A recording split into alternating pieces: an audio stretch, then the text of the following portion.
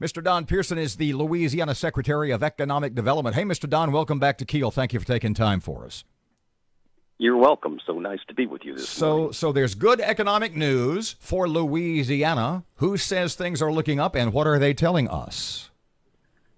Well, we just got some great news from Southern Business Development Magazine. They follow all the southern states, and each year over the last 15 years, they've issued rankings, and they use a point system, which has to do with the capital investment being made by corporations and the number of jobs associated with those investments.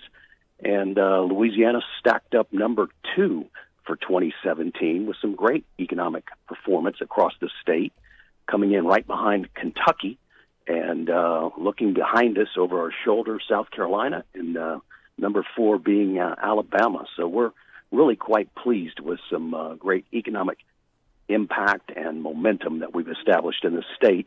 And that's our job every day, and we continue to work hard at it, and certainly have a strong focus in Northwest Louisiana as well. Let's talk about that, because I know Lake Charles was honored, Baton Rouge was honored. How's Shreveport's economy, Shreveport-Bossier's economy? I know you're a local guy. You care a lot about our area. Well, it's been a ride. We all know that. Really pleased to be able to bring Western Global, the new airline, out into the airport location. Continental Express Jet losing their contract for aircraft maintenance was a bit of a blow for us. But we've moved into a position to reestablish some strength in that area. Great strength out at the Caddo-Bossier port. A whole array of industries out there that are doing quite well. As you know, Bentler recently held a job fair for maintenance workers. There's other good news on the horizon out at the port. So the industrial strength of the Northwest Louisiana area continues to grow. Now, you mentioned, or the report rather mentioned all 3, Lake Charles, Baton Rouge, New Orleans. What are those 3 cities doing that maybe Shreveport could take a look at and copy? Well, there's a lot of commonality, and it also leads to the point that I just made about the Caddo-Bossier port. The strength that you're seeing is along the river corridor between Baton Rouge and New Orleans, and in the Lake Charles area, where this huge dynamic of low natural gas prices, which are the feedstock for chemical operations, as well as the energy provider that drives these industrial facilities, both being low and abundant in terms of natural gas cost and supply, gives a great advantage. And so a tremendous amount of expansion in chemical production and refinery and these new liquefied natural gas export locations. Certainly as gas picks up, that should be good for Northwest Louisiana.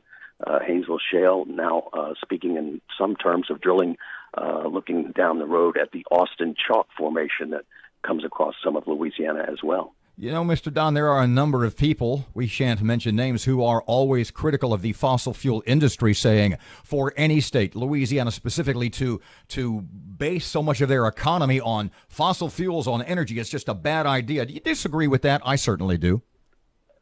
Well, certainly we know there are trillions of cubic feet of gas that have now been made available, not just our Haynesville Shale in Louisiana, but Bakken. You've got Pennsylvania formations, North Dakota formations, Texas formations, and natural gas burns cleaner, so it's not as hard on the environment as coal and some other opportunities that are out there. But yes, we need a balance, and we are certainly pleased to support the Wind Catcher program that was recently sponsored by AEP SWEPCO that'll use wind power for electricity generation. What a great complement that is to the portfolio of the energy required by the modern world. We find a lot of people that may protest certain forms of energy, but I think at the end of the day, everyone is very reliant upon it. We've got to get to the bad news. Forbes report is out, and we talked about the river traffic, etc. It shows Louisiana as the most at-risk state for negative effects from the Chinese tariffs. Don Pierson, Economic Development Secretary, you got to be concerned about that. Certainly this is something we've been monitoring since early this year, but the consequences of tariffs are really unknowable at this point. Particularly because other nations are continuing to change and tweak their trade policy in substantial ways and then wait for a response from the U.S. These are federal issues and will ultimately be decided by the president in consultation with the cabinet and Congress. So, yes, we are in a state of a transition right now. Certainly a big threat to our agriculture industry in Louisiana, where we have more than $8 billion in exports. Wow. A lot of that is soybeans. That's in the crosshairs at this particular moment. Certainly that our ports are active in these global engagements of bringing in steel and aluminum. And if those are impacted, we're going to lose jobs at some of our ports with loading and unloading. But these are small segments of our economy overall in Louisiana. Louisiana has a very strong economy with good momentum underway.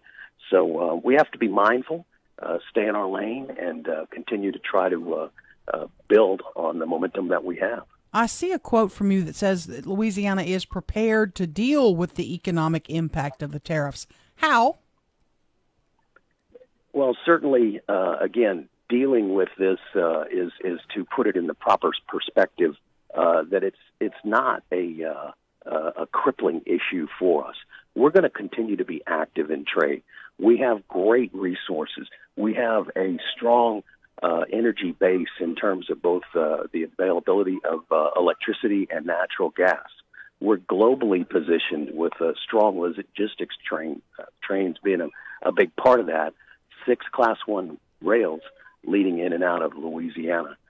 So the fundamental strengths that we have are going to be in place and are going to protect us. We've weathered downturns in oil and gas and national recessions. Louisiana fundamentally has a strong economy, and that's how we're prepared to continue to meet the competition. It's not going to change global appetite for goods, products, and services, and we think we're still going to be well-positioned to be very competitive in that lane. Mr. Don, there are those who will say, at least pertaining to tariffs, that there's been a trade war going on for about the last 3 decades. It's just America hasn't been fighting it. How do you feel about that? Again, that's a federal issue, and the folks that we have in Washington, D.C.